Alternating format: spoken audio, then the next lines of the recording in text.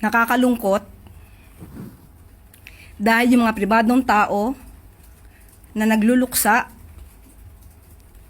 ay nadadamay sa pamumulitika.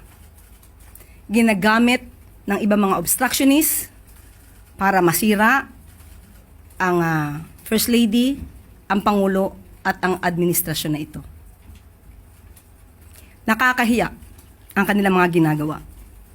Unang-una, si Mr. Paul Tantoco ay hindi po kasama sa official entourage ni FL o ni First Lady ng unang ginang.